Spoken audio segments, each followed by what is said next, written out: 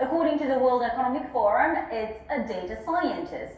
The pandemic has accelerated the digital transformation of businesses, which means they're increasingly using data to reach customers. And for the likes of Google, Amazon, and Facebook, they need more employees to create algorithms to help boost users on their platforms. And our next guest aims to train 10 million data scientists across Southeast Asia by 2025. Let's talk to Sharala Azrid, who joins us live. Thank you so much for joining us this morning. Firstly, if you can just talk me through what a data scientist does and what kind of growth you're seeing in the sector. So data scientists, or we call it data literate skills, basically means you take data and get meaningful insights out of that. And what is important is this is needed throughout any industry, be it journalism, healthcare, any part of this industry requires such skills. So hence, it is so important that we launch the Project 2100 to be able to address the huge demand for such critical skills in this part of ASEAN. And you're trying to get more children, no matter their background, to receive this kind of education. Talk me through the initiative.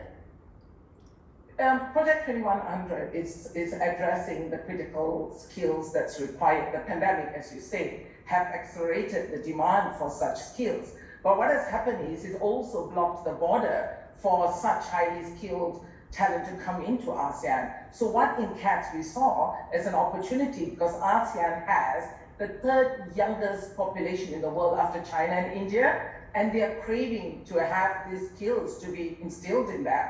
So we launched the CADS AI platform, which has a robust ecosystem. We have the government agency working with us. We have great enterprises like Petronas and Axiata, collaborating with us in this initiative.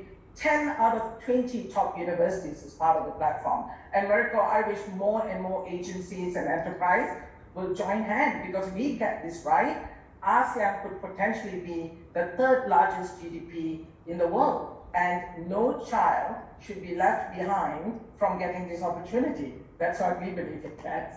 And I know the situation is improving, but women are still outnumbered in the industry. And would you say that in this part of the world, the situation is even more dire in that case? 20 years ago, when I told my mom I wanted to become an engineer, my mom freaked out and said, "Who will marry you?" You know that women in this part of the world, culturally, we need the support of the family, and there's so few of us in STEM. So that is why the platform is to ensure that we in CADS could be able to give this support for women to be able to get into data science and data literacy, because there is no biasness in this job that requires these skills. So I hope that we could encourage more women to get on board, because only then we could future-proof one nation at a time and encourage more women to be part of this journey.